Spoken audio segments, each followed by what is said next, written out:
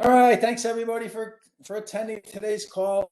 This is going to be an exciting agenda, I'm sure. I'm expecting a few more people to show up as we go. I know a couple people told me they were going to be a little late, and we'll weave them in as we go here. So first of all, again, I wanted to introduce Dennis. Dennis is our first meeting here. He's from VMware. Just joined the OCA, and this is his first attendance. I just wanted to welcome him, and if you would like to say some words, Dennis, more than welcome. Oh, I'm delighted to be participating. I see a lot of familiar names, and I'm sure I would see faces if everybody turned on video. This is really important stuff, and at a time when it matters a lot that we do integration and automation well for things like the EO and a number of other things that are pressing in the market, in the regulatory space, and for the customers. So I'm delighted at the opportunity to help. Again, welcome to our soiree here.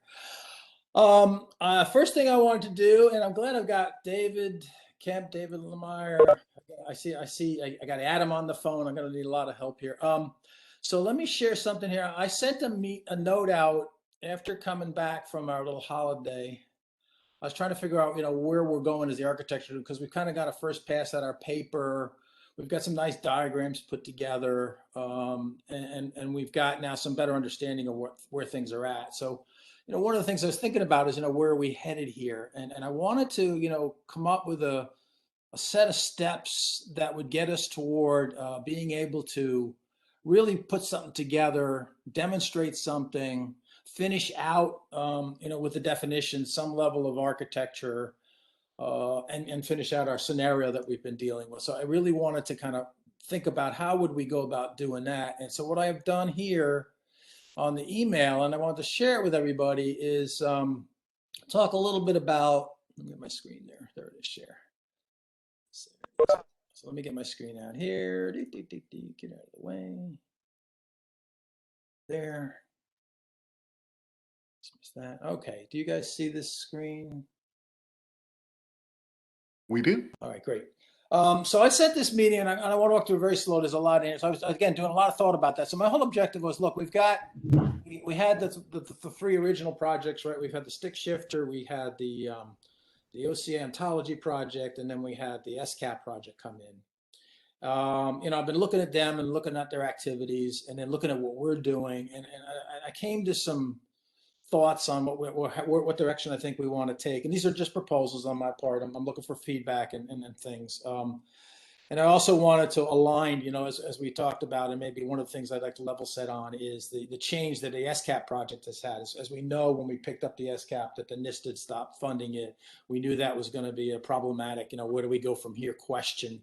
But I'm pretty sure now, when I've talked to several of the people on that project, they do have a new objective. I think they called PACE project, and I think it'd probably be good to have a few words here. But I saw that and what's going on there, and it gave me some ideas on how we could progress overall with OCA.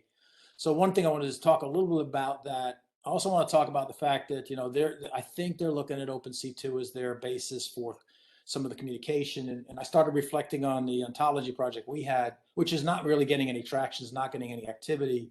And I kept wondering why we even have it, given OpenC2 provides a lot of the capabilities. And I've done some investigation with the team on that, and the assumptions that were made to launch the OpenDXL ontology project, when I kind of looked underneath it a little bit, and things have progressed since we first started, obviously, is that whatever inhibitors there were that stimulated the need for that project seem to have gone away. So I again revisited the question of, well, why don't we, instead of creating a new ontology with OpenDXL, it was going down a similar line that OpenC2 was, not exactly the same, but it was similar. Why don't we just go ahead and, since we're about ready to start, defining some things at that layer, now, with the work we've already done with this architecture group, why don't we just go ahead and proceed down the OpenC2 path? So you can see I volleyed that as a conversation here. Is let's talk a little bit about, focusing on that, and does everybody think that's a decent way of going to fulfill the objectives of our architecture? So that's kind of the first bullet. We'll talk a little bit about that. Second one's more about, my desire to put the reference architecture together so we can actually build a prototype and have running code. I really think that the PACE project is down that line too, and I think we can kind of learn from that as well as go along with that in parallel with adding some more of the like the stick shifter and some of the other stuff OCA has in their scope. So I'm thinking about, wouldn't it be good if we can just drive the architecture together, work together to figure out how to get to the next level of detail, i.e. define, the messages, the actions a la OpenC2 that we've identified in our diagrams and architecture.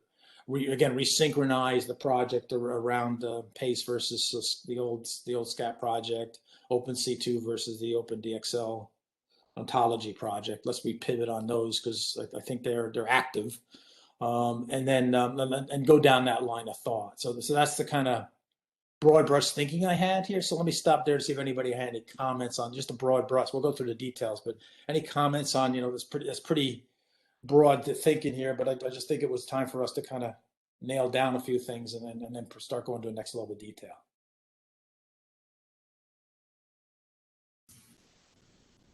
I'll chime in on the Dave Lemire. How would you define success in documenting the architecture? I've done a lot of DODEF work in the past, so I'm a kind of accustomed to seeing formal architecture product. That doesn't seem to be the path that's underway here. So what is the anticipated destination in terms of the architecture?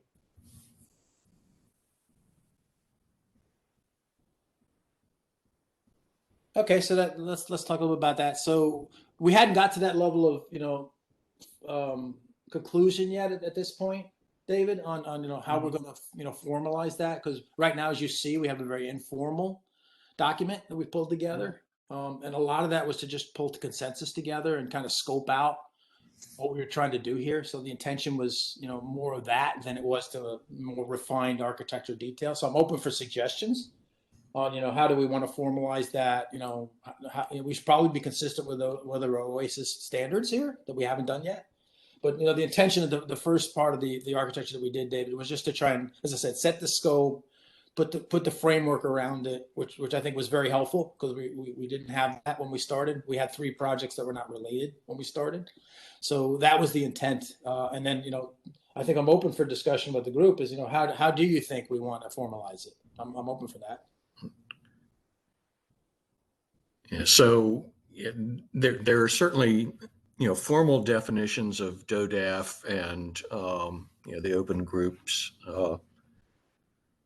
TOGAF, and you don't need to focus on document formats or deliverables, but they've got concepts in them. Like you have activities that you have that you define, by name. You have interfaces, or DoD calls them information exchange requirements, between nodes. You have nodes that perform activities and things like that. So I know we were at one time talking about C4 diagrams and drilling down into those. I'm not sure that provides the equivalent, but just the names of the things that are included in DODAF, I think, would be a good way of formalizing things. You have a set of nodes, you had a set of activities that each node performs, you have a set of information exchanges between nodes, and that's sort of what we've always been trying to diagram, but Right. Giving them names makes it a little more formal. Fair enough. Okay.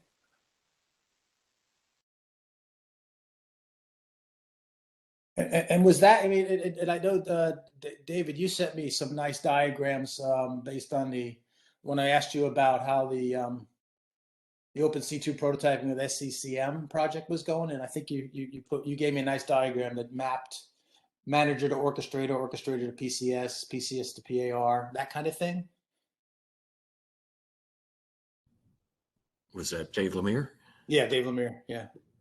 Yeah, so that was kind of some initial thought work of trying to grasp what was in the SACM architecture internet draft and think about how we would connect it with OpenC2. Yes. It wasn't done with any particular formality in mind either. Right. But okay. I think what Dave Kemp just suggested makes sense to me, right? The key thing isn't the deliverable formats or particular diagrams or things like that. It's capturing those essential concepts in a, I'll skip the word rigorous, but in at least a consistent way, Right, right. so that people can pick them up and grasp enough detail and enough interconnectivity among all of the elements to see how the big picture works out. Okay, and as you said, David Kemp, I mean, we do have the C4 diagrams, which we tried to kind of do a little bit of that, but we probably need to compare that approach to the approach we're talking about here to kind of lay out the right format. Right. And when we were looking at the IETF, SACA market security automation architecture, it has nodes on it, interfaces between them. When I look at words like SEAM and SOAR, there isn't a SOAR product. So there may be there is an orchestrator, but when we have a diagram that has a box called SOAR, that doesn't make sense to me. So we need to break that down into a little more detail. Okay. All right, we could certainly do that. I think that's fair because a lot of it's really more functionality and capability anyway at the end of the day. The labeling around the others was more of a convenience, so you probably are a little sloppy there in terms of being a little more specific on what the flows are. So that's certainly we can do. So it's more functional diagram, not product diagram, right? Yes. Yeah. Okay. I mean, just from my perspective, going back to the question of, what do we consider a success? I think it's got to be implementable and it's got to be able to represent an actual product that may not necessarily be in the market, but comes to market, right? If we're describing something that, never gets implemented, never exists, I don't really consider that a success. Yeah. Right.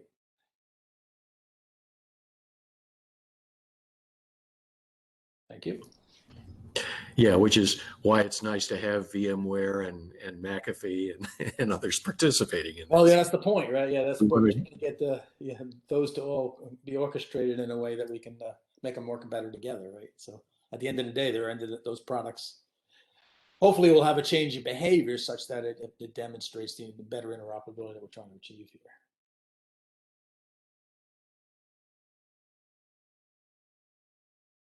Okay, any other comments? All right. So the next section I wanted to go through is several of you are aware of this more than I am, but the PACE project. And I could kind of, I know I had Dave Lemire, you sent me the document. I could put that up there if that helps. But if someone could kind of go over the PACE project, because I think it is, I think it's fair to say that it is replacing the old SCAT project that we have in OpenSea in OCA. And I think it's going to be the technology that moves forward in this space. I did see that there's activity on the GitHubs to start putting stuff together. So someone want to just brief everybody out. I'm a little familiar with it now, but brief the team on, what that is intended to do. I think that could help us, get a level set here. Can somebody volunteer for that? I'll say a few words anyway. First of all, the acronym, the posture assessment, attribute collection and evaluation. That's Bill Munyon's acronym. It makes a lot of sense. So, Adam and Bill, thanks for giving us a great name. Mm-hmm. And Dave Lemire can speak to the slide since we've got him up now. So there's a SACM architecture internet draft. The latest one dates from early July. And this is a diagram taken straight out of that shows interconnections between the manager, which is kind of the external customer of the posture attribute collection and evaluation process, a tool called an orchestrator, which is the thing that moves the whole process along, and then a posture collection service and an attribute repository. So we're really only talking to the collection side of the thing at this point. We're not looking at the evaluation side so far. And if you roll forward a slide. Yep, I'll get you.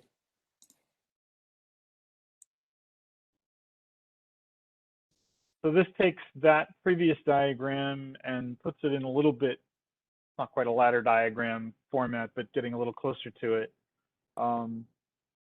So the integration service sits in the middle of the previous diagram, and I wanted to get it out of the middle and show the flows among the components a little more directly. So the 1/2, 3/4, 5/6 numbers here correspond to the similarly numbered lines in the previous figure. And then, since we're talking about how we could potentially use the OpenC2 language to implement this concept for PACE, or at least here for attribute collection, the boxes below look at OpenC2 requests and response messages that might be involved in invoking an ad hoc collection. And then the red lines are an opportunity to flesh out something that's got a placeholder in OpenC2, which is the notification message format that right now we hadn't developed based on a combination of lack of specific use cases and a concern of not wanting to roll over into the security alerting space with notification messages. This was an attempt to show where OpenC2 might fit in an ad hoc collection operation. Very highest level, just kind of starting to wrap our head around the problem.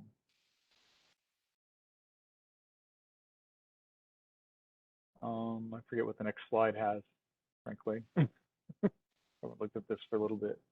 Oh yeah, so now my team supports NSA in the OpenC2 effort, and I have a team of software guys who've done prototyping of various sort. So we have some open source software that we've been developing under that effort, and this here was to kind of look at how the tools we've developed potentially map to the previous diagram and the components on it, and where there are open things entirely. So we have a tool called the OIF Orchestrator. It is basically an OpenC2 commanding tool. And so it could fit in the manager role as providing user interface, the orchestrator role in generating commands to other systems. Posture collection looks like what in OpenC2 we call an actuator. An actuator is a cyber defense function. So, and then we have a document type we call an actuator profile that specifies the particulars of using OpenC2 for a particular cyber defense function. So this is a point where we would be looking at specifying out an actuator profile for posture collection service, and that might be one actuator, it might be several. And then as of this moment in time, all of the repositories defined in the architecture, the posture evaluation service defined in the architecture, and the specifics of posture collection service to endpoint interactions are not clearly in scope for OpenC2. PCS to endpoint could be a mixture of OpenC2 and other solutions. The other things right now don't feel very OpenC2-ish to me. So these are kind of our initial thoughts, and based on some of these thoughts, we put together what I call the primordial prototype. It does just a little bit of posture attribute collection, just to kind of demonstrate super basic message flows. And as we flesh this thing out, we hope to get to more specifics. At the moment, we're looking at kind of exploring possibilities. If I have a toy network, what can I do with it? And then how can I OpenC2ify the things that I can do? But at a 10,000 foot level, the approach on this slide was kind of where we were hoping to move forward to. Great, yeah, that's very helpful. And you and I were exchanging messages back and forth because I was trying to figure out as you know, in our case here with OCA, we have the malware protection discovery. And I was trying to figure out if that was an actuator profile like you just described for this, or it wasn't. And I'm not clear on that yet, but that's kind of where I kind of need some help to evolve. Just like you broke it down here, David, I would love to be able to take what we have and figure out how to evolve it like this. So we know what fits in the OpenC2 space and what doesn't, and how we can be consistent with that. Is there a use case or other documentation of that? I haven't stumbled across it. Yeah, the use case is out on the GitHub. I can point you to it. Okay, that would help me. Yep, I'll send you the use case, no problem. But I found this very helpful because I love the way you have it all laid out. And I think we can be consistent with that because, you know, part of the C4 diagrams is we did identify actions and targets and messages that we wanted to exchange between things. And I think we did talk a little bit about the messaging and interaction that was going to happen, but there's a lot of other things that I don't understand yet of how you map because the scope we have here, which I think is the scope that's happened here on the PACE project. We are talking multiple technologies, right? Be it an endpoint, be it an email scanning system, be it I guess you call it an orchestrator or it's a log manager, all those kind of quote unquote things, threat intelligence pieces that we have in the OCA that I'd like to just figure out how you kind of lay it out like this so we can define in well-intended interfaces between them, and then figure out, do we have one? I guess that's the question of, is it one actuator profile or multiple? I'm still not clear on that. I guess as I learn more about OpenC2, we'll figure it out, but I couldn't figure it out. By default, assume multiple. Okay.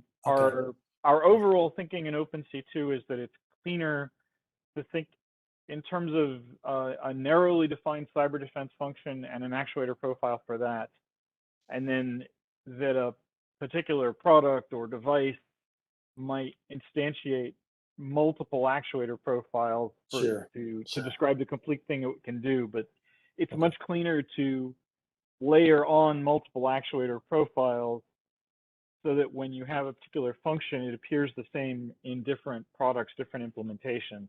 I see. Right, rather than defining an actuator profile for, this so-and-so EDR device or a such and such router, because that's kind of subverting the whole point of OpenC2 of trying to make those interactions standardized. Okay. Great. So what I'd like to do with this group is I would like to get a set of interested parties to kind of work with me on this part of the problem. And as I said to David, I'll need a lot of his help here, but try and take what we have and get through a process of mapping, into the OpenC2 environment, just like he did here, and be able to define next steps. And then the concept of that would lead to, okay, if we have to do an actuator profile, we work with the OpenC2 group to propose one for the scenarios and that we're working on here on the OCA, and try and collaborate with them on that. And then just drive, whatever new actions and targets, just like he's got here. There's probably going to be, I guarantee there's going to be new actions and targets based on SACM that they're going to need to add. I'm sure that based on our OCA stuff, there'll be similar need for additional actions or targets or data formats for that matter. And so, again, just want to follow this type of process and kind of take what we have today and get to that level. So I'm looking for help here. Now, again, I'll be looking for help in multiple places. This is one of them I think is important. So for those of you that can help me here, just send, you don't have to do it now, but think about it. But if you can send me an email, if you could help me in this area, let me know. And I'm going to set up a separate call to just kind of kick that conversation off so we can start going down that line of work. Okay, any questions? This is Dennis. I have one. Yeah, Dennis. So earlier on, it was juxtaposed that PACE was a modernized replacement in some sense for SCAP, but they seem largely orthogonal. That is, SCAP's that portfolio of standards that includes XCCDF and OVAL and CVEs and CDSS and all that other stuff. But it doesn't seem that, at least from what I've seen here about PACE, that there's an alternative to describing baselines and scoring and sort of observed configuration for comparison that doesn't seem addressed, at least in what's sitting here. Am I missing something in PACE in terms of sort of its description of configuration and posture? Yeah, no, I don't think you're missing anything. This is Adam.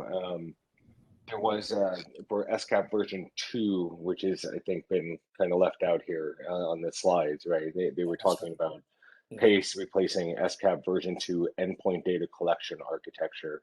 So that's the piece that NIST kind of so the collection abandoned. architecture being replaced. Correct. Got it. Correct. Yep. As opposed to the representation formats and all that other stuff. All right. Correct. Okay. We're not approaching the representation formats at this point. We're just looking at what kind of pipes do we have to lay down and what kind Got of it. So the the open C2 payloads could indeed have standardized representations of information, whether it's in InSpec or OVAL or anything like that. Correct. I imagine. I'm not the OpenC2 expert, but yeah, I think that's the intent. Well, if posture is going to be one of the things communicated, yeah, you got to represent it somehow, right? So, all right. Yeah, so we've been having PACE discussions and Bill's been on those, and the OpenC2 folks, Dave and I, are not endpoint evaluation experts, and Bill and Adam are, and so we're certainly looking at using OVAL as the policy as a policy expression for for assessing endpoints. And so we're doing the piping, the plumbing, and Bill and Adam are experts in the data formats. So yeah, we're definitely combining those.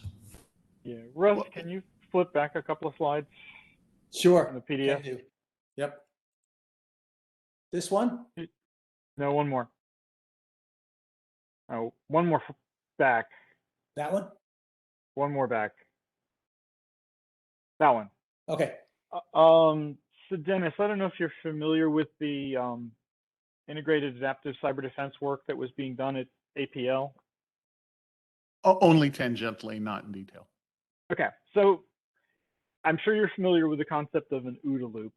Oh, sure. And IACD had its own labeling for an Ooda Loop in their context, which was sensing, and that's the gathering of information, sense making, figuring out what that information is telling you, deciding, choosing a course of action to respond to the situation that the sense making has made you aware of, and then acting, which is to implement some change in a network or a device or collection thereof in order to respond to the challenge you're seeing, right? That's the active part of that. So if I look at OpenC2, which is primarily intended as a command and control mechanism, we don't do sensing, we don't do sense making, but we can potentially sit in the catbird seat of directing those things to happen. And then the outcome of evaluation feeds a deciding function that's outside of OpenC2, but then can trigger an acting decision where OpenC2 could be the mechanism to make that happen. So context and forensics would be communicated somehow by reference or by the contextual environment so that that's available, so you get actionability out of this in some sense? Right. Or they could be passed around within OpenC2 messages as, opaque data from an OpenC2 perspective, right? That OpenC2 hands off to other functions to do something with them. Yeah, it's carrying may a bag of not. Stuff that we type in some way. Yeah. Right. And that may or may not be the right way to do it, right? It may make more sense to have an OpenC2 command that says, I'm going to tell you to do some sensing, and I want you to send the data there. And then you send the command for what specific sensing is to take place, and the data gets sent to the place the destination that had been set up previously. There are a bunch of ways to approach this.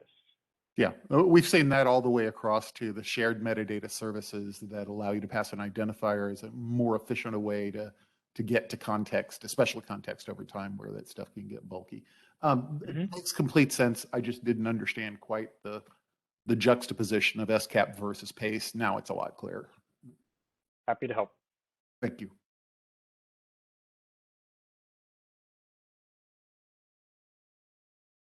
All right, any other questions on that? Otherwise, I'll keep going. So again, I'll be looking for some volunteers to help me go do this exercise, where we'll go through the similar exercise that that David's demonstrated here, and take our current technology diagrams and documents, and start transforming them to map them into the OpenC2 environment. All right, the other thing that we're going to continue on, and Ian's on the line to do this, is we're going to continue to do the formal ontology work that Forrest started. Ian's on the line to continue that in this call, which will happen just after I finish this next section. So we'll continue that work stream going on. So let's go ahead and get some formal ontology, again, bound by the use case that we've got, and get that continuing on, and that Forrest started for us.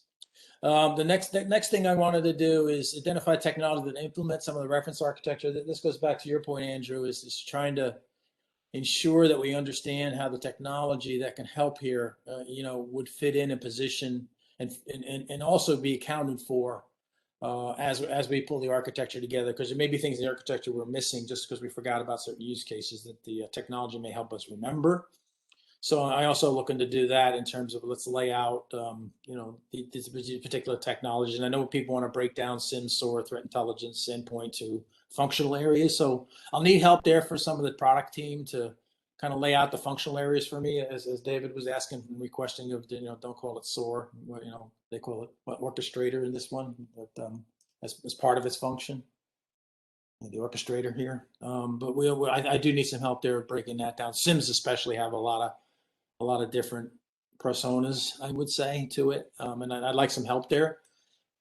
There's a work project to kind of put together some of the capabilities so that we know how better to fit them in to the reference architecture, because the end result of that will be we can lay out something that will show the interoperability of technology using the open standards that we're laying out here with Stick Shifter, OpenC2, and the PACE project. And then lay it out in such a way that we can say, hey, now we know how things flow together. We know and identify who's talking to who and what on how we're going to do it. The next step would be, okay, now we've got technology we can plug in here, and the idea would be a prototype type project to demonstrate this. And so I'd like to get some people starting to look into that and the product side up, to make sure we got the integration and the mappings between the product and the technologies that are out there today and their capabilities, and make sure they're represented properly, and accounted for as we do the data formats and messaging. So I'll be looking at this form a little work group there to help kind of go through that level, kind of from the product level out into the architecture. Any questions on that?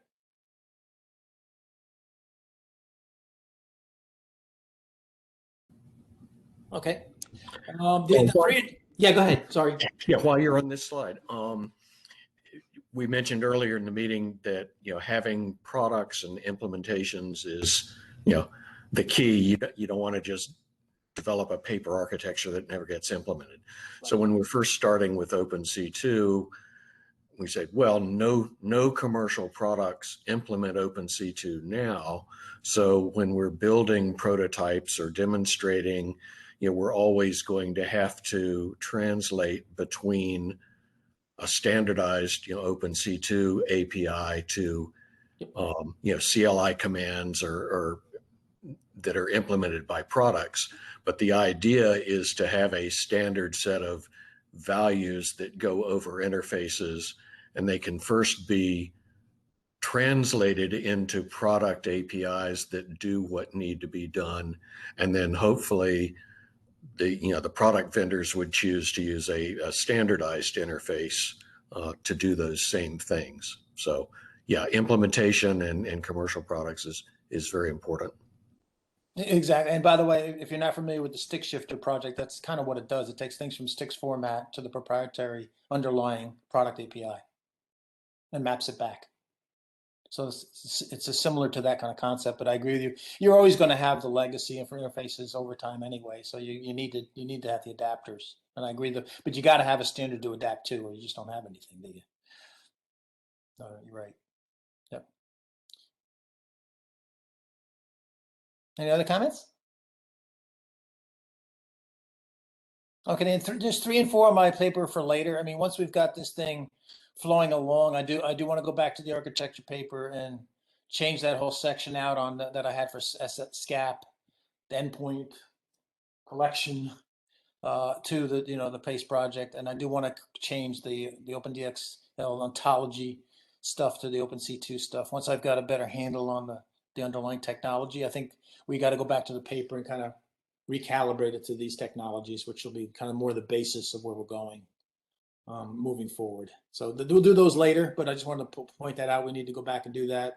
The other thing I have, and I've got Brian, I'm not sure he's on yet, but we also have a bunch of folks, and I think Forrest brought this up about the new DoD Zero Trust architecture. And I want to spend a little time with a group on that conversation and understand and ensure that as we're looking at this, I'm not sure if OpenC2 even, obviously this wasn't there then, is affected at all by that, the new DoD Zero Trust architecture plan or not, or even the PACE project for that matter. But I do want to look at it from this aspect and understand how we could ensure that what we come up with, fits with and factors in that that paper that we've been referencing. And I think Brian was give us some examples at the next call on some analysis he had done on a previous project, which would be, I think, helpful for us to, see how to think about that and see how it would affect us. And then, as Forrest presented at this venue on that particular plan. So, and again, a third group I want to do just kind of look at that area and understand how it should factor into what we're doing. Any comments or questions on that? I'd be very interested in helping to extend and do any kind of additional gap analysis on that as well. All right, Dennis, thanks. I'll put you on the list with us. Great, appreciate it. All right, and then later on we'll define a reference architecture. Again, my dream would be that we could put something together and in not too long a time frame, so we could actually start showing some reference architectures at OC. I think as D&I year after year try and get everybody signed up and continue to focus on OC. I think we're after 2 years we need to start showing something. So I really want to get to number 4. I know I'm not ready yet, but certainly something that I could use help with.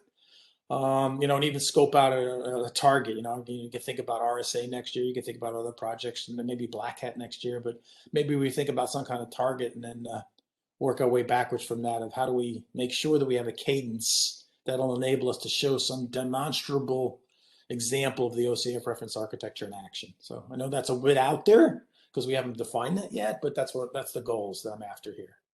Any comments or kind of questions on that?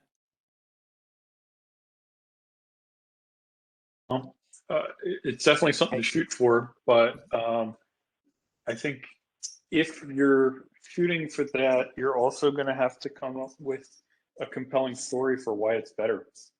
Absolutely. I mean, to be totally blunt, it's one thing to have an implementation, but we gotta have some pros that really make this thing look good compared to what's on. Yeah, completely agree. And that also be part of the work that we're going to do when we define the prototype project is kind of lay that out, right? And figure out what are the potentials that we have here and how do we highlight them? And maybe it helps us prioritize some things too, Andrew. So I agree. I completely agree. And that's always a fundamental thing an architecture or an open standard has to address is, why is it better than currently the way things are being done? Because they are getting done. And I'm sure the OpenC2 guys, you ran through this conversation, I'm sure. As you said, nobody had OpenC2 before, but now that you're starting to use it and show its value, I think we can inherit some of your experience with OCA, I assume, through what you did. Is that true? Well, I hope so. But I mean, the business proposition is open standards versus bespoke specifications. Right. So if people are joining OCA, that's presumably because they want to develop something based on open standards. So we want to be at least equivalent in performance plus be open. Yeah, that's definitely one of the propositions. Yeah. But anyway, that's a good point, Andrew. We do got to, that's something we should make out. And again, that's why we should think about it up front. And so, as we evolve our, the work we're doing, we may want to focus on some things in areas that we see that if we spend a little more extra time in that, would provide a lot more obvious value, a lot more, business value that you can quantify. And I can see several angles where that's true. And we can work through that as well. I mean, I'm so, I'm going to say I work for a vendor. I think most of the people here work for vendors, right? Okay. There's really two ways I look at it. And one is, okay, is someone internally looking for this thing? Is there a reason the vendor wants it? And then, the flip side of that, is there a reason the customer wants it? Because generally, in my experience, nobody goes wild over open standards on the vendor side unless somebody says that it's a contract requirement, or, they're pushing, the individual users are pushing for it. Exactly. So I think, if we want this to be a success, there's got to be a play from both sides, right? And, I think users have got to ask for it and say, this is good because whatever. There's got to be a play for the users, and then there's got to be a good reason, be it a very clear standard or easy extensibility, or what have you, for vendors to get involved too. But I think those are two sides of the same coin. And if you really want to go public and have like a reference implementation, then it's got to be this is why vendors and users are going to want this thing.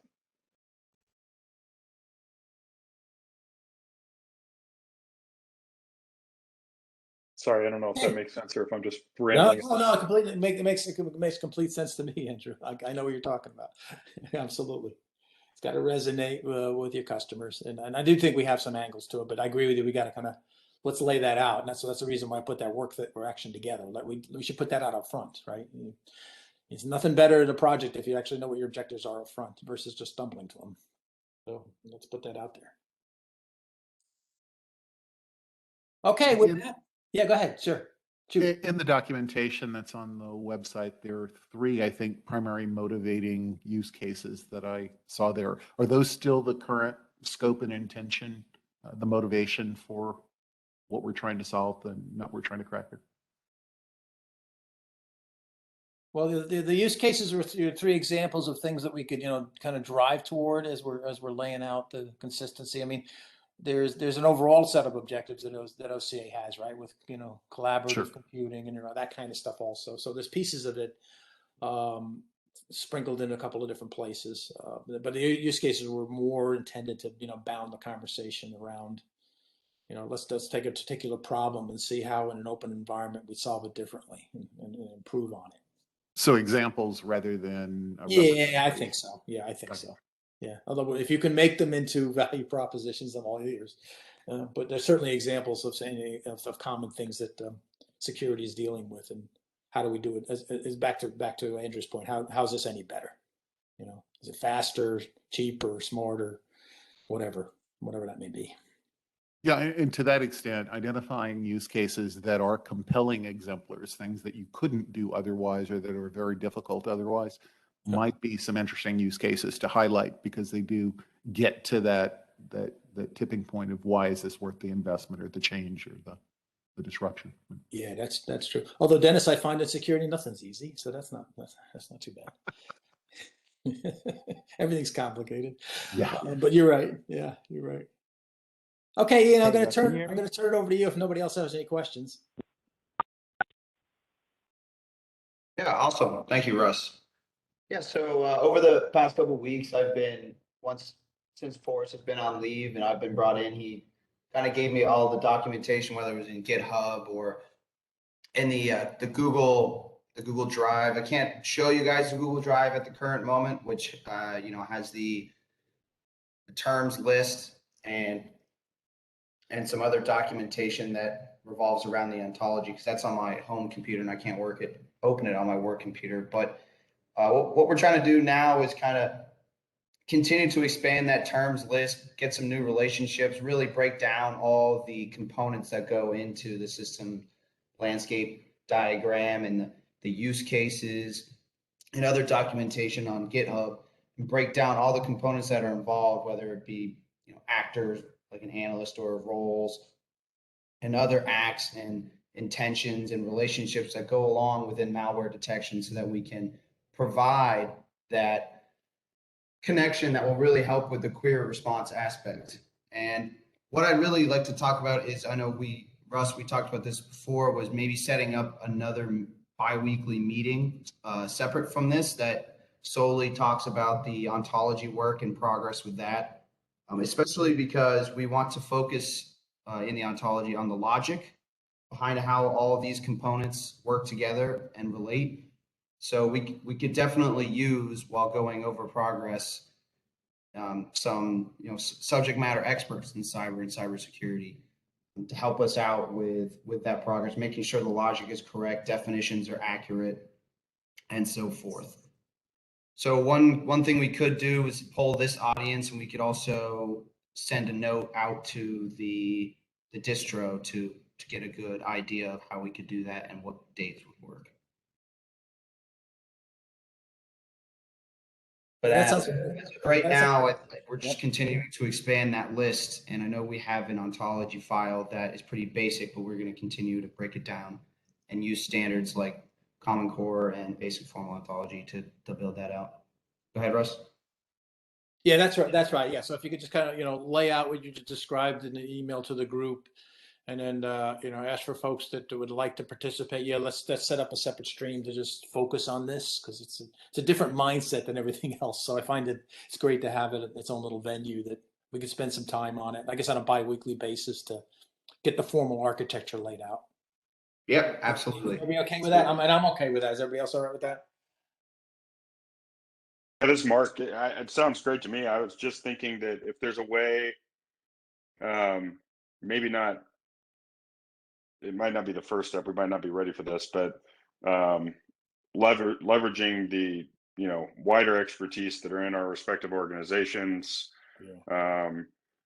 Doing a little bit more outreach to find some, maybe somebody from MITRE, somebody from different groups that will bring credibility to the work that we're doing, and get as much mind share and input as possible. I think it's something we could do. Yeah, good point. People that have experience in doing this kind of stuff would be great. Well, things that if we can get so and so expert on this thing or that thing to accredit or contribute the terms and things that we're defining, then we can kind of notate that is the source of that input. And if anybody ever balks at it, we'll be like, well, this is the industry expert in this subdomain that contributed it, so let's take it up there. Good point. There's a credibility.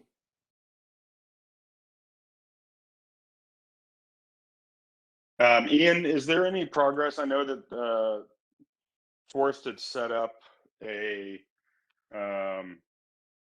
like a protege instance that he was going to start putting some things in that Yes, we could absolutely. play with. I think he's got a good start on that. But before I want to continue with that protege instance, I really want to get that Excel file that's in there that contains all the terms and definitions and some relationships that could go in between them.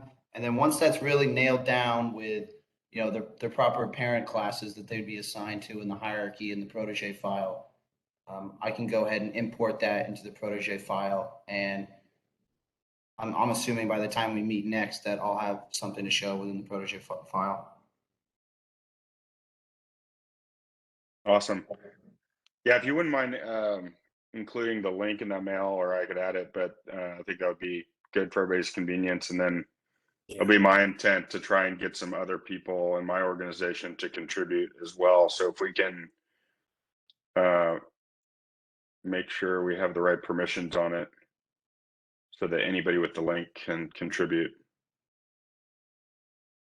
Yes, absolutely. I'll include the Google Docs link in the email, which has all the the Excel file and the protege file within it. Perfect. So after this meeting, you're going to see a note from me and then a few, about 2 or 3 from me that are going to ask again for folks to volunteer to work with us on some of these little subtopics, so we can start making some progress on the items we just talked about here, and that way we can kind of pull everything together with these meetings. But I intend to do a lot of the work outside these meetings so we can make progress in these different areas. So expect to see that over the next couple of days, and we are looking for you to sign up for at least one of them. That would be great. 2 would be even better. But we appreciate anything you guys can do to help us work the next set of action items here. All right, with that, I'm at the end of the agenda. Any other topics anybody wants to bring up? We have time.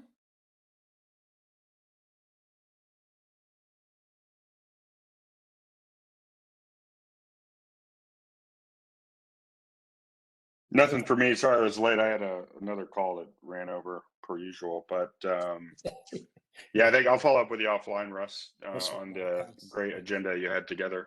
Okay, great. Thanks, everybody. Again, thanks for participating, guys. I look forward to working with you on it. And again, any comments that you haven't brought up to this point on where the next steps that we're going here, because I do want to kind of focus down on what we've written up here in this call as the next action items that we'll go forward with. And we do have plenty of more help coming in, thanks to guys like Dennis showing up now. So I'm really hopeful we can really get grind down now to get some good technical action items pulled together and underway. So we can certainly love to get that stuff going to get some momentum. So thanks everybody for your participation. Dave Lamar, thanks for your counseling all last week. I really appreciated it. Continue to be patient with me as I learn the OpenC2 stuff, but I appreciate you helping me out there.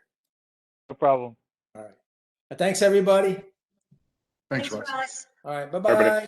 Bye. Nice.